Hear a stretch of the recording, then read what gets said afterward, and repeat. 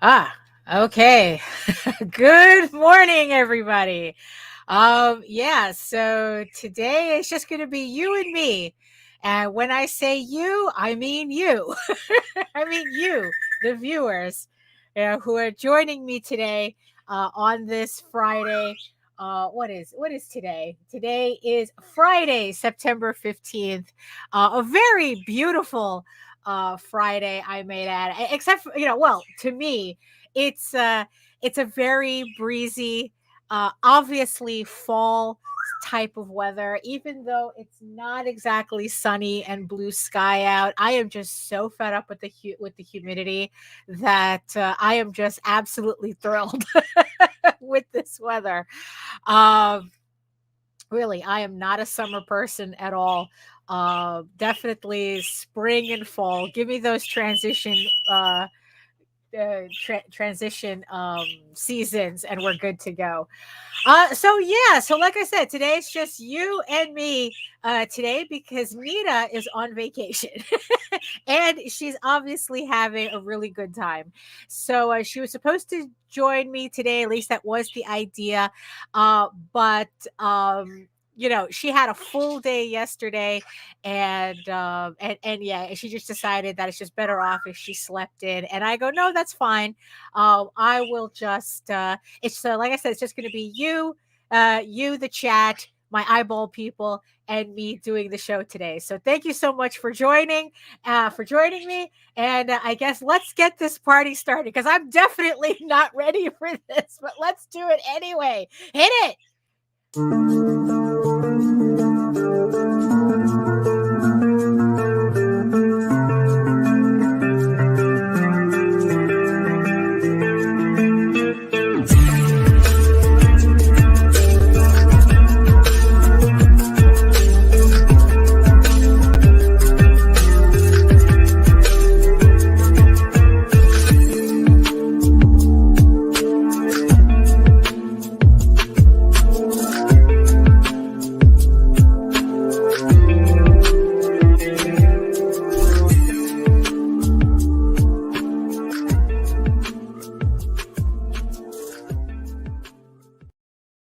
Oh boy. Yeah. Oh, here we are. Here we are. So hello everybody. Oh, hold on. Let me just can I fix my setting here? Hold on.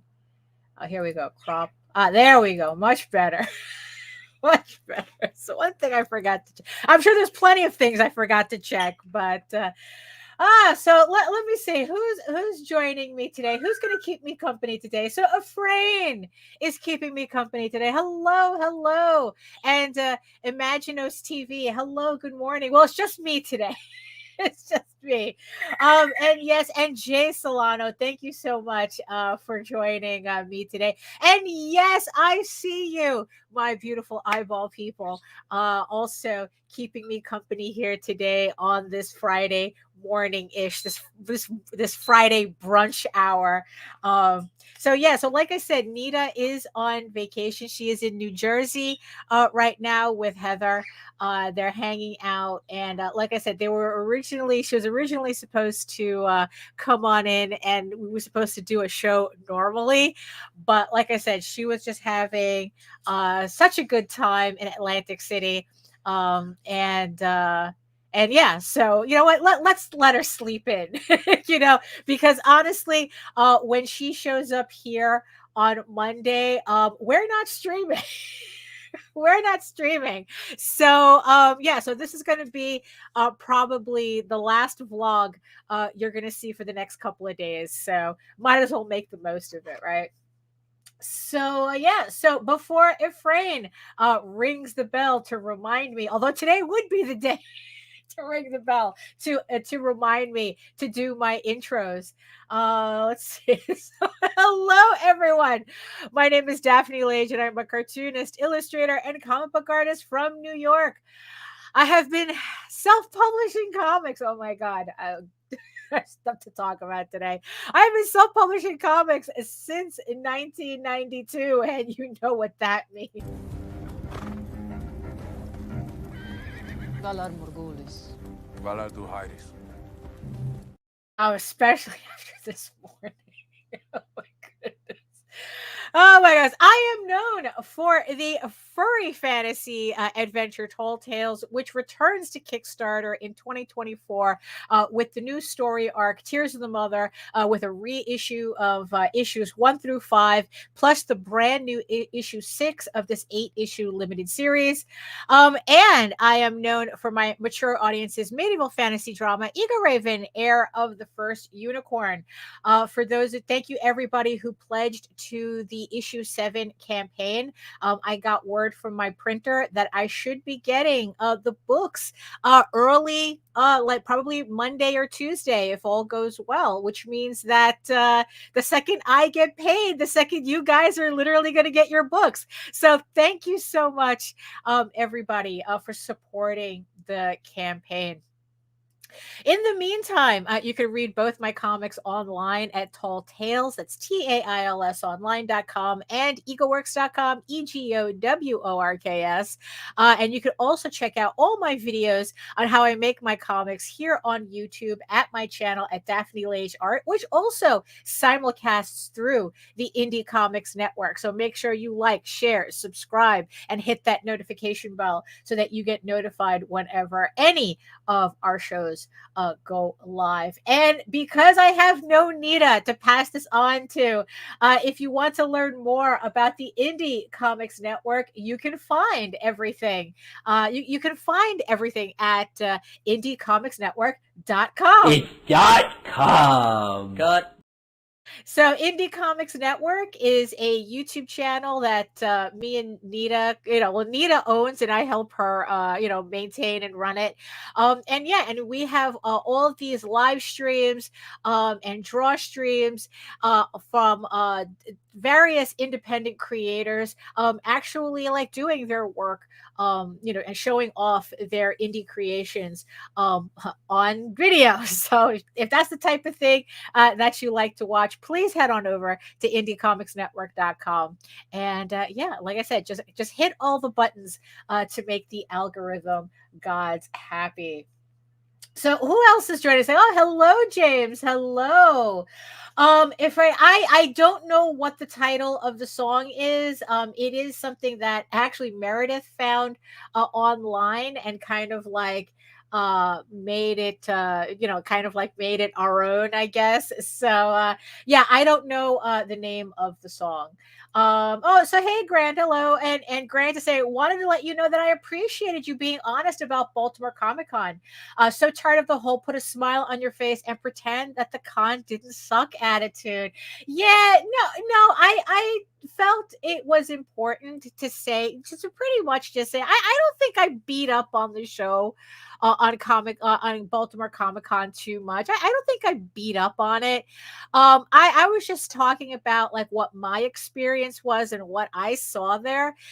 And it's like, and here's the thing. It's like, was it a bad show? Yes, it was. It was a bad show.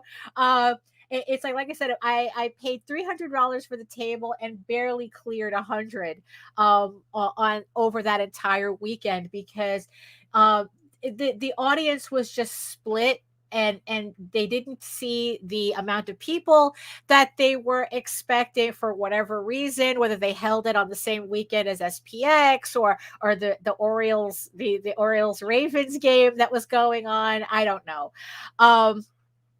But the thing is, though, it's like, do I regret going there? No, I really don't. It's like we met a lot of people. We had a good time. I got to stay with my sister who's like 8 minutes away from the convention center. And it's like, look, sometimes it just is what it is. I am not going to do the show next year. If I decide to do a show next year, it's probably going to be SPX, but I'm going to wait a bit to see how everything goes before I decide on if I'm going to do shows again. Like I said, it's very tiring for me. I really am getting too old for that shit of going to conventions when especially these last couple of days, I have been learning a lot of things about Kickstarter and crowdfunding and what exactly is going on with my audience and and in crowdfunding space, and I really do get a better return of investment on my time staying home and hustling the crowdfunding than I am going to a convention. Like there would have to be a really really good reason for me to go to a convention nowadays. If for some bizarre reason, if for some reason I'm able to squeeze in, it's at New York Comic Con because I'm on their wait list for an artist alley table. That might be the next show that I'm going to, but more because Jose really wants to go there, and it is technically nearby. It's technically a local show. But again, it's like it's not something I'm looking forward to. Because if you thought going to an out-of-state convention is harrowing sometimes, try dragging your shit through the subways. It's not good. It is not cool. And even at our lightest, trade paperbacks weigh a lot. They really do. If you want to bring enough merchandise to even make going to a convention worth it, that craft gets heavy. So yeah, so it is something to really consider. I'm not going to discourage anybody from going to a convention because look, we know plenty of creators who actually do better at conventions than they do online. So, who am I to say that shit doesn't work? It's like obviously your mileage may vary. For me, I'd rather stay home.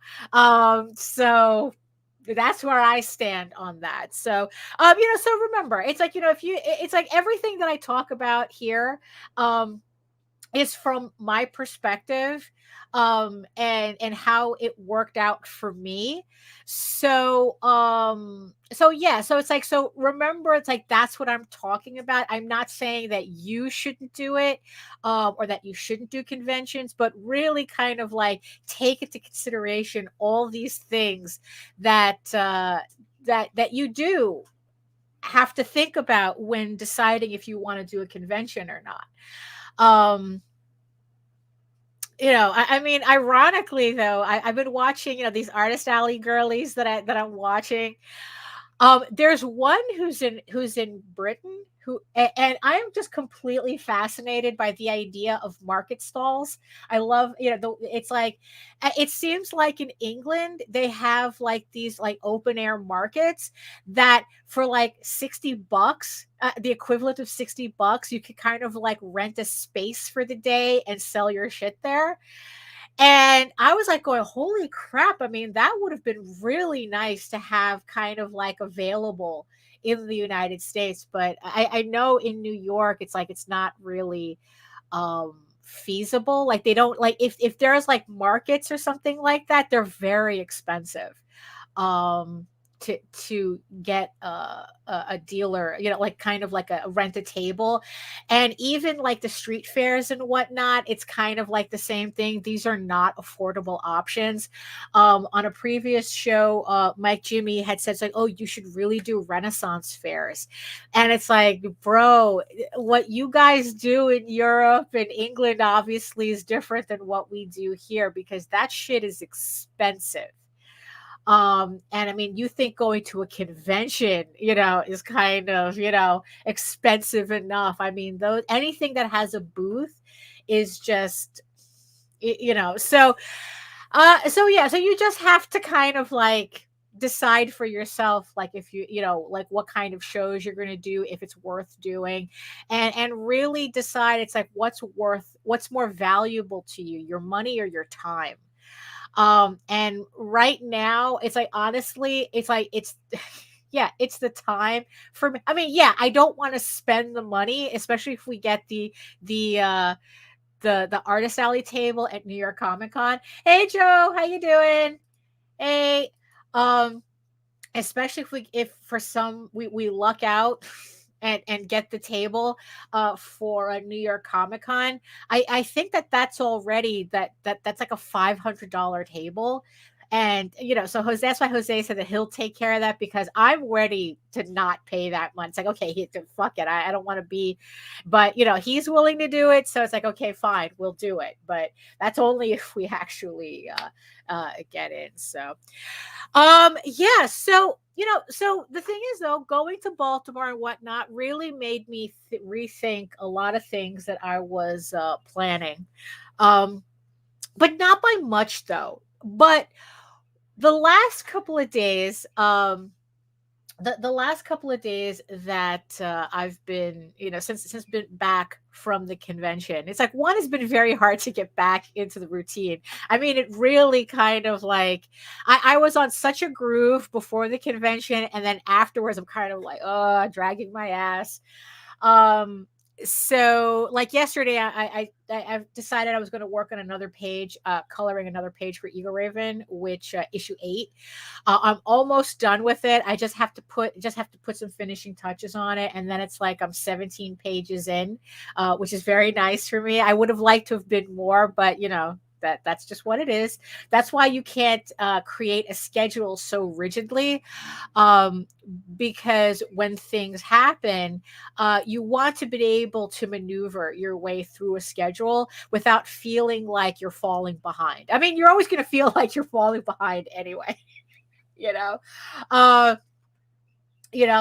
yeah, it's like a cost of doing business. Yeah, money, time, or both. Yeah, really.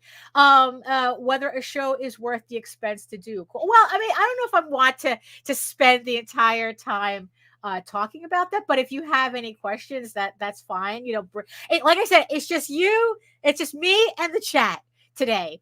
Nita's in Jersey hanging out with Heather. She's having a good time. And you know what? In the end, it was best that she sleep in, rather than, kind of like force herself onto a show. So it's like, so yeah. So if you have any questions you want me to answer about the show or anything, just go ahead. And like I said, we have, we have this space to kill. So this hour. So I was rethinking. Good morning, Mike. I see you. Yes, hello. So yeah, so it made me rethink a lot of things. Like, one, it made me definitely rethink doing more conventions, and I go, you know what? Maybe no, that's not a good idea. But like I said, it did reinforce that me staying home and concentrating more on my online presence is more worth it for me than going to conventions. And this, for the past couple of days, this really, really, really enforced that. So I started playing around with BackerKit. BackerKit, they're kind of like a back end platform for Kickstarter, where they handled like pledges, and they also allowed people to, like, when your campaign closes, people could still buy your stuff afterwards. You're kind of like buying through a store on BackerKit. So they created their own crowdfunding platform, I guess, to compete with Kickstarter. And I haven't tried the crowdfunding aspect of it, but there are a couple of things on the back end that kind of intrigued me enough this week for me to finally kind of give myself a crash course on learning BackerKit, because I've always heard that, BackerKit is tedious. It's like, once it's a lot of tedium, but once you get over that, then it's like really easy to use and whatnot. And it's true. It's very true. However, the tedium comes with, if you want to do kind of like their pre-order store, like say your Kickstarter campaign ends, and you can launch a pre-order store to get all the stragglers who missed your campaign. And you can have this store open for like a month or whatever. You can actually set the amount of time. Thank you, James. Thank you. Yes, smash that like. Thank you. So yeah, so it's setting up that store. That's the tedious part, because you have to manually put in all your items. So if you have a campaign with a crap ton of items, that's the tedious part. Luckily, I had help from Rob Moltari. I was bothering him for a couple of days when I started using BackerKit. Like, what the f? What is this? This, that, and the other thing. And he walked me through it. Thank you very much, Rob, for the help. And I kind of finally got it. Especially yesterday morning, where it's like there was a couple of glitches I couldn't figure out how to fix, and then I figured out how to fix them. Well, because I was also bothering the people at BackerKit too. I was going back and forth with them. So the thing that really surprised me was, so what BackerKit does is that it takes all your data from Kickstarter and aggregates it in one place. And I was really surprised to the kind of reality of our Kickstarter path. Because like it's I combined my accounts with Jose's account, so all our accounts are in this one BackerKit account. So between me and Jose, I think in the past 8 years, we've run 47 campaigns. And we raised together $74,000 with 1,030 backers.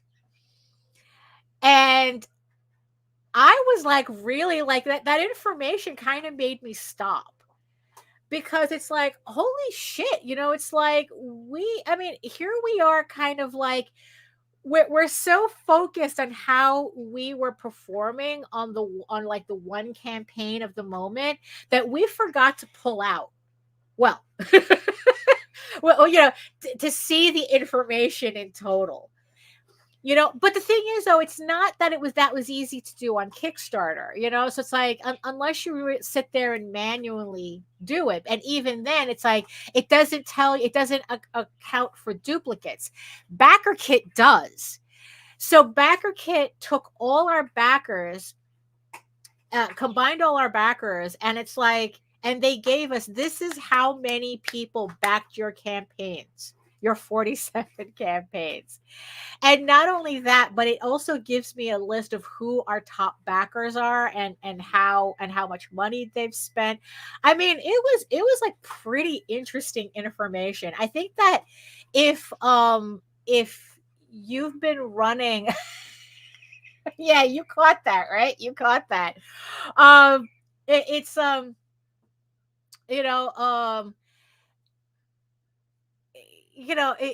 it's like, if you've been doing Kickstarters for a while, I mean, just to sign up for BackerKit, like everything is free up until you need to do certain things.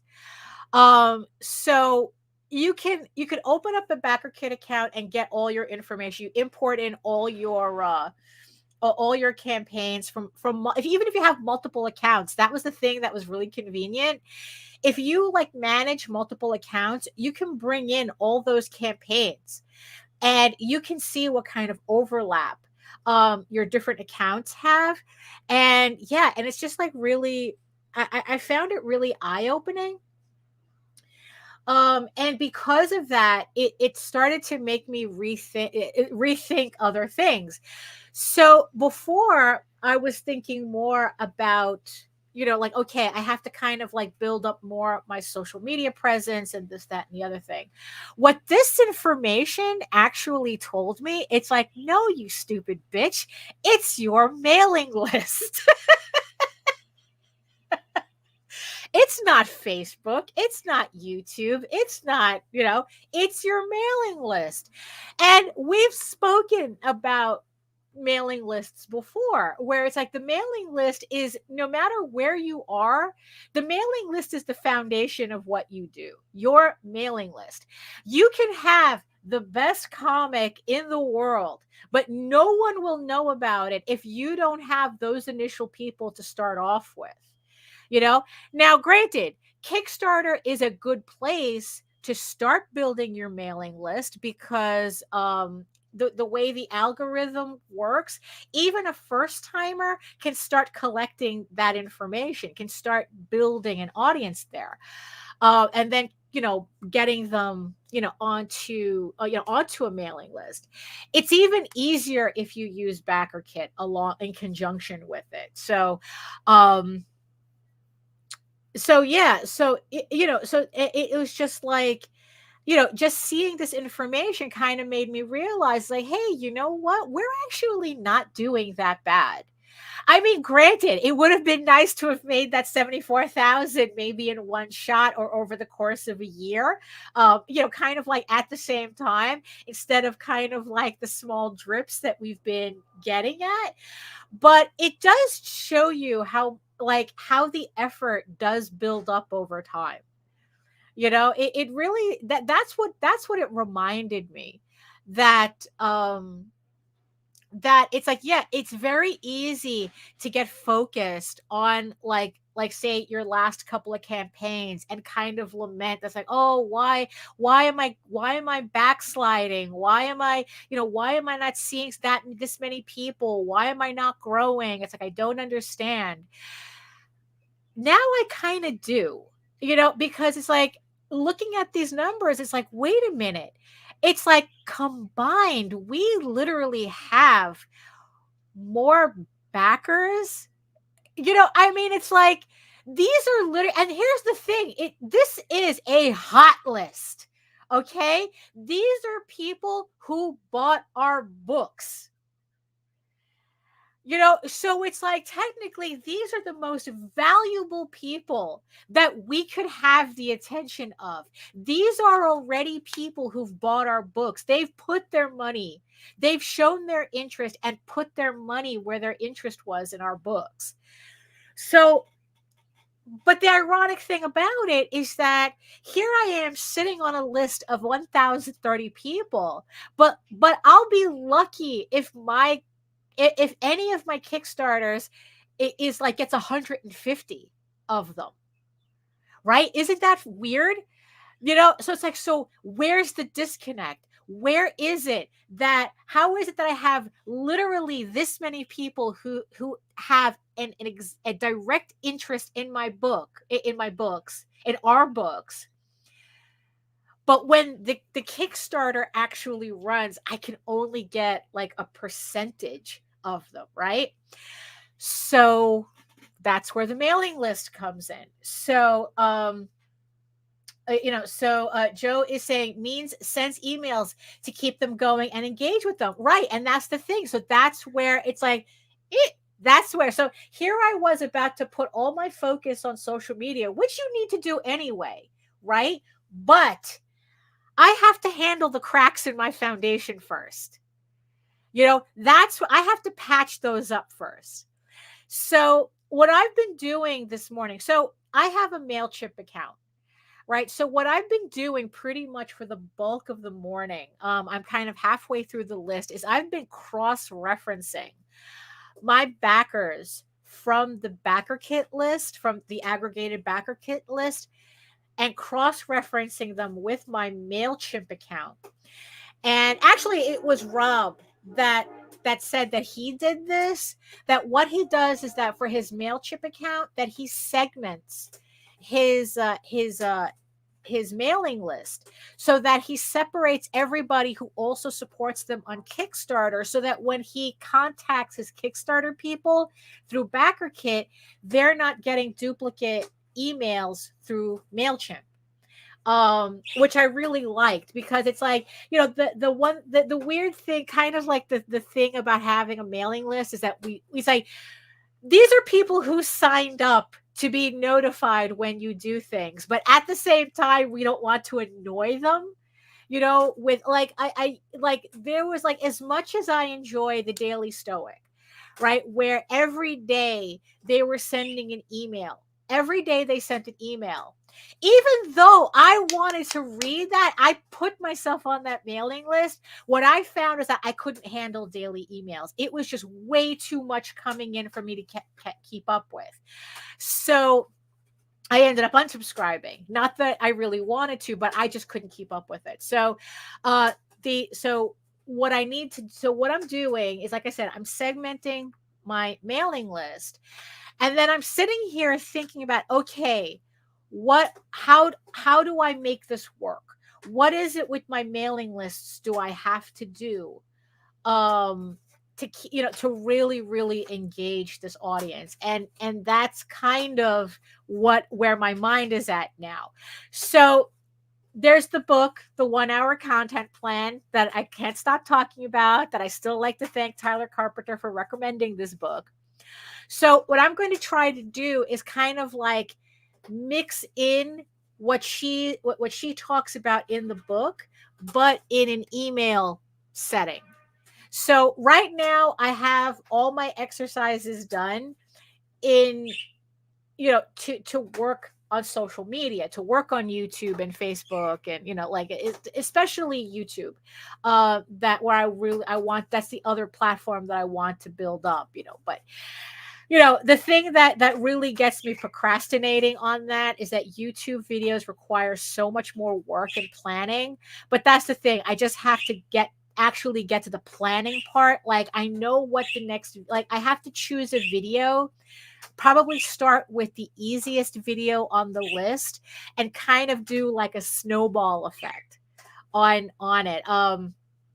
If for those of you who are not familiar with Dave Ramsey, he's one of these financial guys on TV and whatnot. And I remember reading one of his books years ago, and he talked about, like, you pay off debt by using a snowball effect. You pay off your smallest debts first, so that it gives you that sense of accomplishment, and then it encourages you to keep going. So, and it's like, and you get the smaller bills out, and, and then it's like you start really hacking away at the big ones. So that's kind of what I have to do with my YouTube channel. I have to go on the list that I created as to all the videos I want to make, and pick out the easiest ones to do. So, and do those, and then build up to like more complicated videos. I spoke about it on Wednesday. If you missed my Wednesday draw stream, where I talked about how I wanted to like experiment with a particular type of vlogging. Like, it's kind of like what the Artist Alley girlies do. Like, they're kind of doing like a studio vlog / lifestyle, but this would be more like, for me, it would pretty much be what I do in this space. You guys don't need to see me brushing my teeth and eating pizza, which technically I can't eat anyway because I'm lactose intolerant, but that's besides the point. Like, you don't need to see that part. But when it comes to like how I do my book and my thought process, and and I still want to do this Etsy thing. That's something that I still like. So does that mean do less live stream or clip up the live streams for shorts? Well, I mean, what I was trying to get into the habit of, which it didn't happen, like I said, I have to schedule myself more, is to you clip segments for shorts.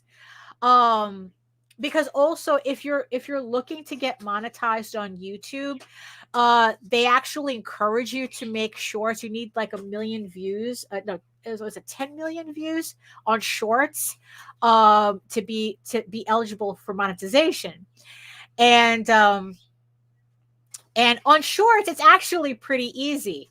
It sounds like a lot, but actually it's kind of, if you put out enough shorts, you can kind of build up with that. You can kind of build up that 10 million views really, really quickly.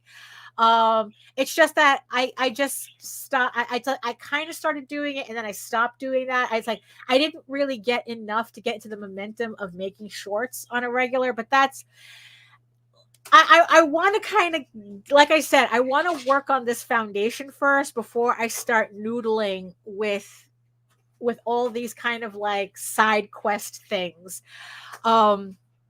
Because I get very easily overwhelmed, and it's like, decision paralysis is a huge problem for me. So it's like, this is where I need to focus on one thing, do that thing, and then move on to the next thing. And in this case right now, it's cleaning up my mailing list, organizing my mailing list, and making and kind of like making a plan for what exactly I'm going to do with my mailing list. It's like, am I going to send, it's like, is it a good idea for me to send out emails once a week? I mean, probably at most that's what I should do. I mean, obviously, I should be sending something on my mailing list once a month. That's at least, but it's like, but like no more than 4 times a month, so it's like, and I have to kind of schedule around that, um, that idea. Also, Joe, to kind of clarify something, actually, what it is that YouTube prioritizes like edited videos over live streams. So so from what I'm seeing, if you actually want to see traction on your YouTube channel, um you need a mix of both. From what I keep hearing, the edited videos are the ones that you use to attract in that cold audience. So it has to be very specific content that you do, and then the live streams is how you keep engaged with your warm audience, the audience that's staying with you and they want to be able to interact with you more. And so it's like you need a combination of both. If all you do is live streams, then yeah, you either need to start adding edited videos to your catalog, or you have to kind of like back off on live streams in order to fit in edited videos. So that's something that I have to figure out as well. I have to actually plan out this stuff. Because when left to my own devices, I won't do anything, so that's why, so that's why, it's like I have to, like, okay, I have to actually plan this out, the calendar style and everything. What am I supposed to do this month? What am I supposed to accomplish this month? Actually, one of the things that I think that I really need to start doing is holding my daily schedule to an actual work schedule. That's the one thing that I kind of like see, like, with these more successful, people that I watch on YouTube, is that they have a work schedule. Even though technically I'm in this office the entire time, it's not a very organized work schedule. It's like I take as long as I need to do things. I take breaks whenever I want, and sometimes it's like, and it sounds like a good idea, but then it's like you kind of realize that it's like, what, if I actually scheduled myself like this, really, like this is a real office, like I have to work from such amount of time, give myself an hour for lunch, and then go, and then it's like not do anything else, like literally treat it like if I was going to an office. um and it's like, if I probably need to do that so that I can really concentrate my time. What's that theory that it's like, any work that you do, like, whatever, like work can be done in exactly the amount of hours you give it. So it's like, no matter what job you have, if you have 3 hours, if you give yourself 3 hours to do it, it'll take 3 hours. If you give yourself 6 hours to do that same job, it'll take you 6 hours to do it. So, yeah, so it's like the job, you can literally stretch out a job, um to whatever amount of time you want to dedicate to it. And it's like, well, the opposite is true. If it's like, it's like, if I know that, well, optimally I could do a page in an hour, then why am I giving myself 3 hours to do a page when I'm probably better off condensing my time, doing that page in an hour, getting that page over with, and then being able to move on to the next thing on my schedule, instead of like, oh, it took me 3 hours to do that thing, but I was doing a lot of fucking around on that, during those 3 hours too. So I probably need to do that as well on top of everything else. But right now, what I'm doing, like I said, I'm just cross-referencing my email with my Kickstarter list, with my Kickstarter backers. And yeah, and it's like, and I'm just sitting here kind of like, because also what that allows me to do too is that it allows me to do different emails for people that I know for a fact are backers. And then it's like, okay, so these are the people who are on my mailing list but haven't really committed, and it's like, okay, what do I do for these people? Like I think that my mistake is that I was treating everybody on my list the same. And it's like, and that's kind of like one of the stupid things that I have a habit of doing, is that if I don't know what to do with something immediately, I kind of let it rot on the vine. That's kind of explains what happened to my Patreon. I didn't know what I wanted to do with it, so I just pretty much like low key abandoned it. It's like I just didn't know what to do with it. So it's like, I just like, okay, I'm not going to do anything with it. And I kind of allowed myself to do the same thing with my mailing list. It's like, it's bad enough I wasted 10 years not adding to that mailing list while we were kind of like, in between that time between we got kicked out of Diamond, and well, Tall Tales at least got kicked out of Diamond, and when Kickstarter came about, like there was like kind of like this gap, and it never occurred to me. It's like, you know what, I still should have been, collecting emails in that time, but I didn't, because again, I didn't know what to immediately do with it, so I just let it rot. And I was kind of like back to doing that again with the mailing list, until this whole backer kit information kind of lit a fire under my ass.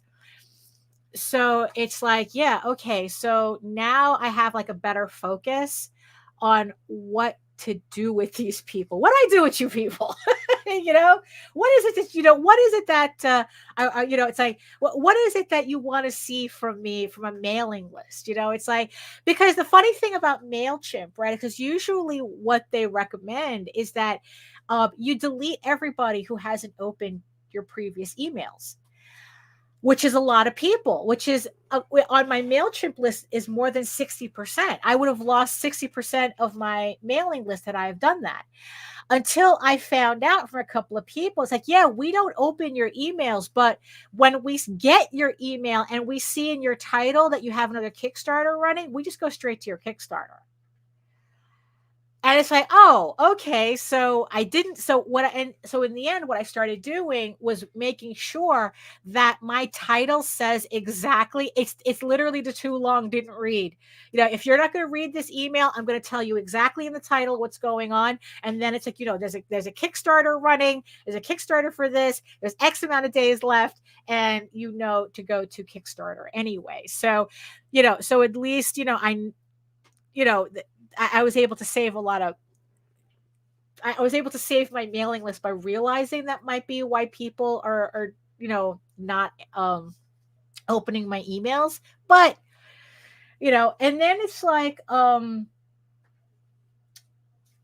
yeah, it's just just trying to like and then it's like there was something that Nita had also said to me too, that was also been kind of like bothering me, only because it's like I'm not sure like what even to do with this information. So we use a lot of Bitly links, because you're able to track like how many people are clicking on your links and whatnot. So I don't have the paid version, but it'll just tell you like, oh, like X amount of people, this link has X amount of clicks on it. So she had said on one of my previous campaigns, one of the previous Ego Raven campaigns, that I had gotten the link had 11,000 clicks on it. And I'm like going, what the fuck? You know? And then she said that one of Jose's previous Oswald links had 18,000 clicks on it. And, you know, and of course my question is that, wait a minute. I mean, here we are thinking that our biggest problem is not, we're not getting eyes on our stuff, right? That we can all kind of like agree on that we're not, you know, it's like that was a thing that we always think it's all about, you know, success on crowdfunding is all about getting eyes on our stuff and nobody's seeing our stuff. And how do we break through the noise? Okay. If you're getting 11,000 people looking at your page, you know, I mean, now the question is like, well, obviously I have no problem getting 11,000 people to look at my Kickstarter. Now the question turns into what's happening between them clicking on the link, looking at my Kickstarter, and deciding, like, they were interested enough, right? When they see the image and the blurb and whatnot, you know, whatever, wherever they saw the Bitly link, you know, it's not like they just see the link and they're randomly clicking on links. There's an image, there's little information about, you know, what the book is and this, that, and the other thing. So they were interested enough to click the link. What happened between that moment and when they saw the Kickstarter that they decided they weren't going to follow through, that they weren't interested enough to pledge? And that became my big question, right? It's like, because then it's like, look, 11,000 people saw my stuff. I am obviously not having a problem getting eyes on my stuff. You know, the fact that I you know, it's like BackerKit aggregated my backers and we have a total of 1,030 backers. But I'm lucky if I can get 150 backers on my campaign. So where's the disconnect? Where am I? So that's what I'm trying to figure out. So it's like, obviously eyeballs is not the problem. You know, when Jose's link, the Oswald link, gets 18,000 people clicking on it. You know, eyeballs are not the problem. I mean, yeah, I mean, that's the thing that kind of like gets me. It's like, okay, so what's where's that disconnect happening in that 30 seconds it takes for them to click on the link and see the Kickstarter and decide, oh no, I changed my mind? You know, is it because we're talking to people who don't know how to use Kickstarter? Because that's also something that I started doing on my campaigns, where it's like I have a section on, oh, if you're not familiar with Kickstarter, here's a set of instructions on how to do it. You know, I mean, what's funny is that I thought it was stupid when I would see that shit on other people's campaigns very early on. You're on Kickstarter. Why are you explaining people on Kickstarter, already on Kickstarter, how to use Kickstarter? Duh. Again, stupid bitch. You're not explaining it to people on Kickstarter. You're explaining it to people looking at your Kickstarter. Hey, Michael. Hello. You know, so again, kind of getting wrapped up, you know, in details that really kind of makes you miss the point. BackerKit, where did you get that information about your views again? BackerKit. Open up a free BackerKit report. Import in all your campaigns from all, even if you have different accounts, and you get this information. And it's like, it completely changed my thinking as to where I should be putting my focus. You know, because it's like, I mean, yeah, it's like, okay, now it's just like, yeah, so that's like kind of like another thing that I'm trying to figure out, that it's like, okay, I am getting eyeballs on my stuff, but why are they not converting? What is it like how can you be interested enough to click the link but not interested enough to follow through? I mean, it's like, so. Oh, and just to give everybody a heads up, because this happened recently, because also I think that this is a way I really, really like this update that Kickstarter did. Honestly, I think I like this better than all like putting in all the images. So what Kickstarter did was that they updated their user interface so that when a campaign is live, if you use headlines in your scroll, they turn into clickable links on the side, kind of like a table of contents. So I'm really excited about this, because what I was able to do, because I like using headlines anyway, but to be able, so for somebody going to a campaign, go to any campaign right now. Right. Actually, we might be able to see it. I'm gonna show off I'm gonna show off some campaigns in a minute.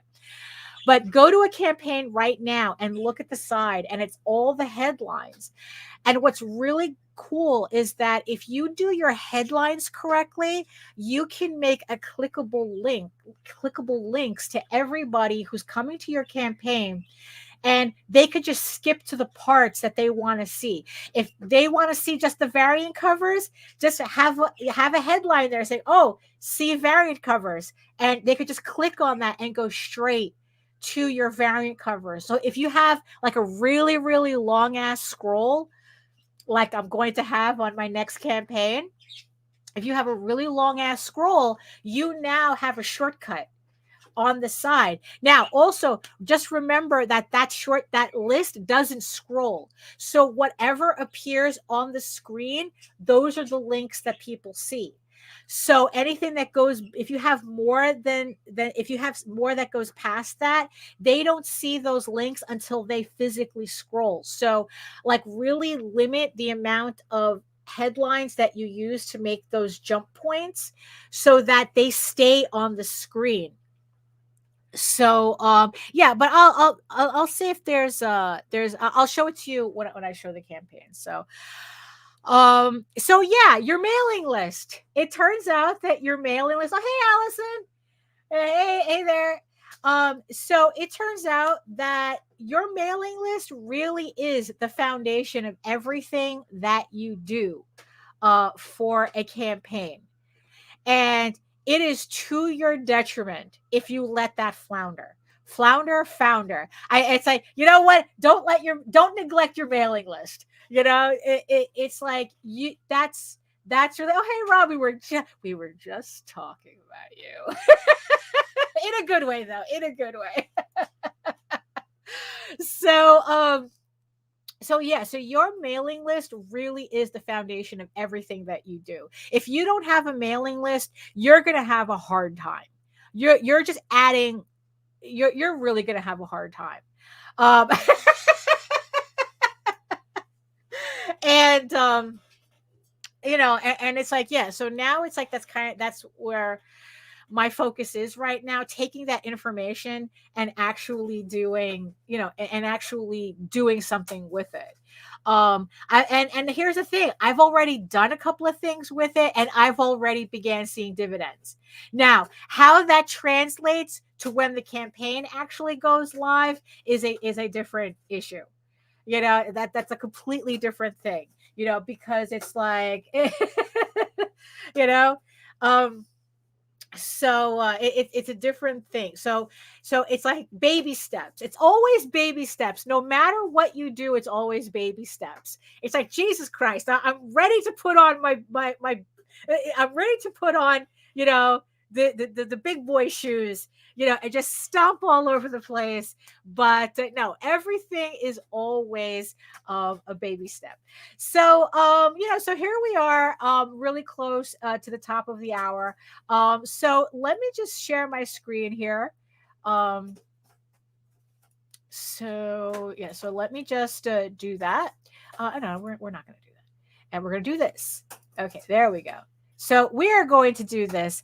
So yeah, so just to remind everybody, speaking of all these beautiful campaigns on Kickstarter, I just want to remind everybody that Eager Raven, Medieval Unicorn, Viking Slut, the 3 comics short set, the Eager Raven Conan parody, nobody asked for, but you're getting anyway, is on Kickstarter in pre-launch right now. Thank you so much to the 88 followers who decided to get notified when the campaign goes live. Just so everybody knows, also, why should you click on the link now instead of waiting for it to go live? Well, because you might forget. At least this way, Kickstarter will send you an email the second the campaign goes live.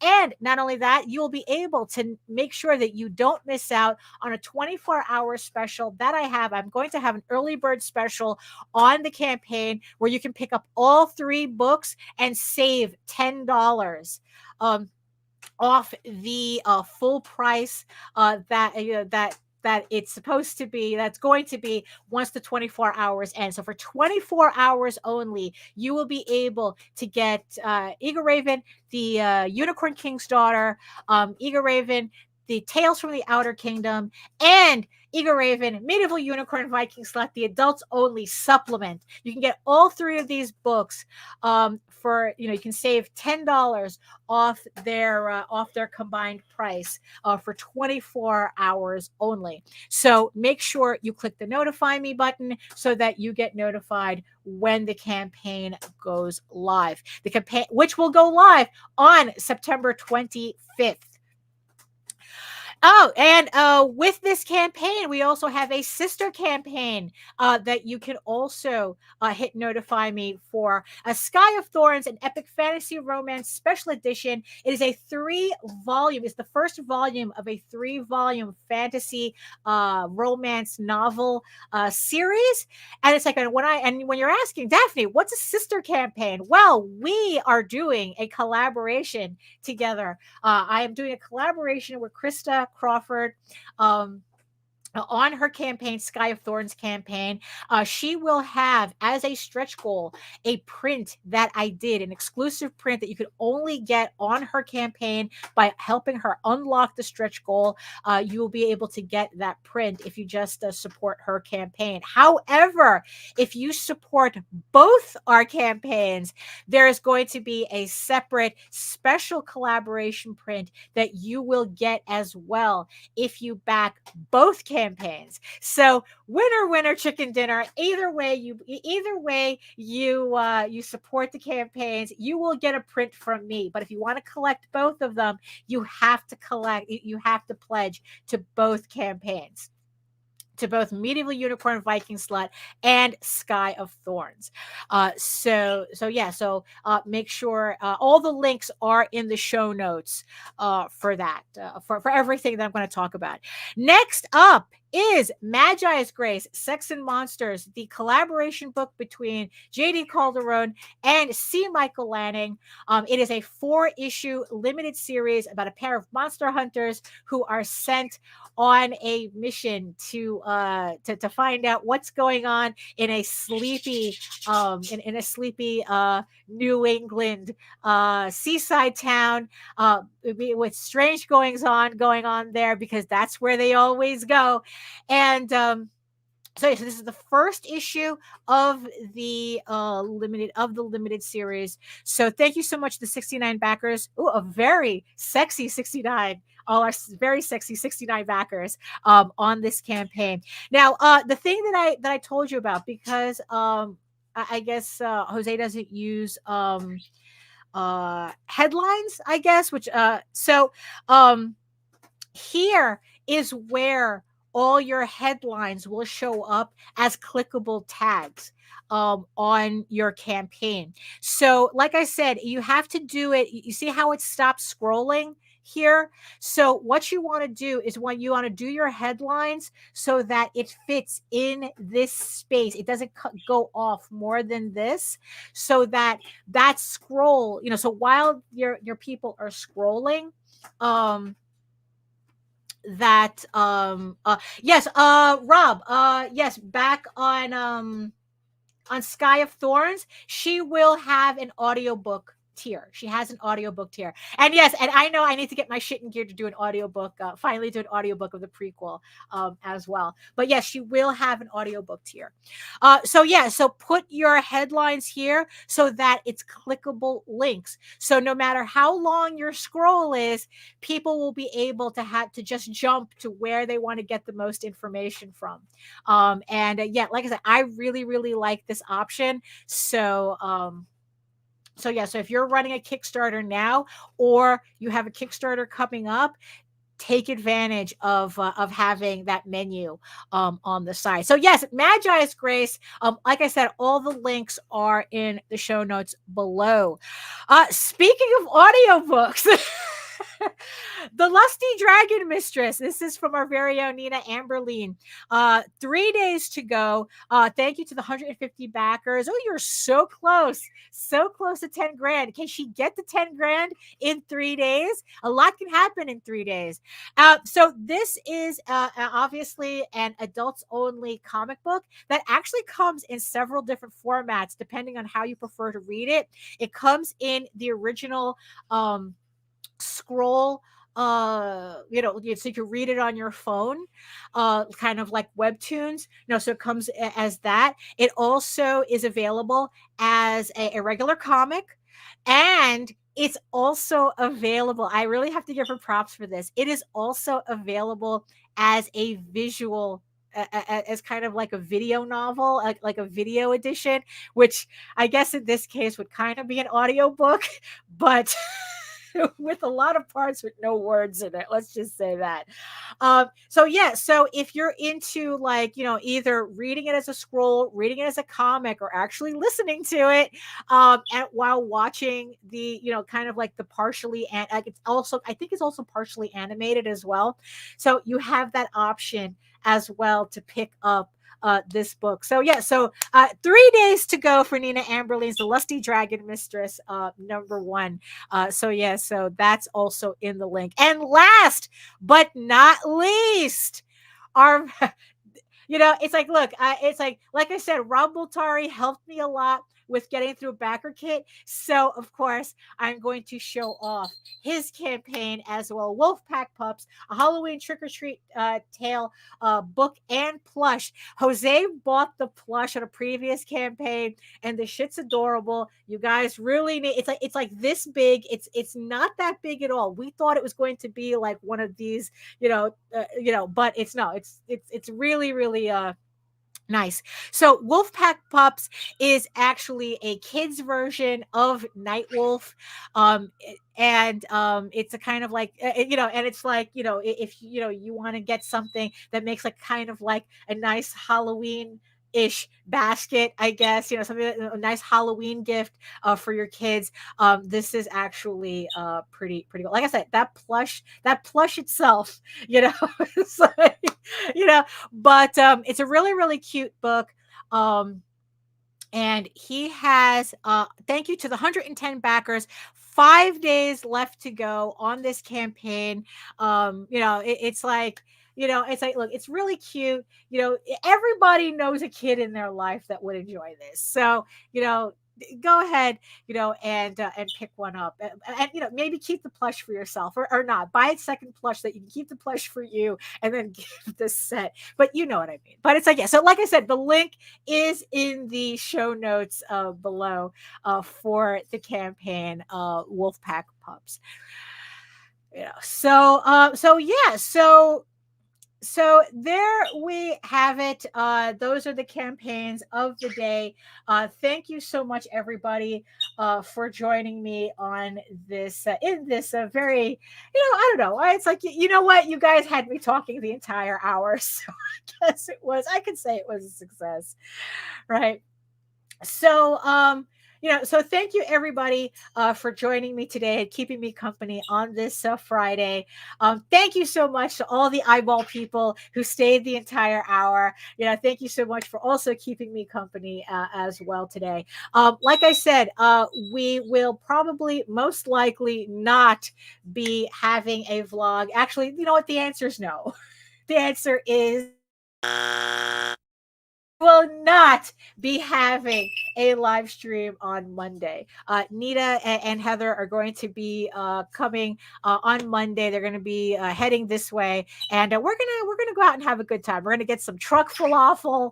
We're gonna have some mochi. We're gonna have just gonna have a really good time on that Monday. So you know what? So you guys get to miss out, but you know what? Hey, that's how it goes sometimes. And also, most likely, I'm not going to be having a Wednesday stream as well. But if everything goes correct, if everything goes well, we should be back on Friday. Actually, but I'm not gonna make a promise on that either. You know what? Just assume we're not running any shows this upcoming week. Just assume it'll just be easier. Just be easier if we do that. But let's assume we're not. It's like, you know what? When we run a show, you'll know. That's what it is. See, that's why you really do need to be subscribed. Not only be subscribed to the channel, but hit the notification bell so that when we do decide to finally go live, it's like we're going live. You get to know.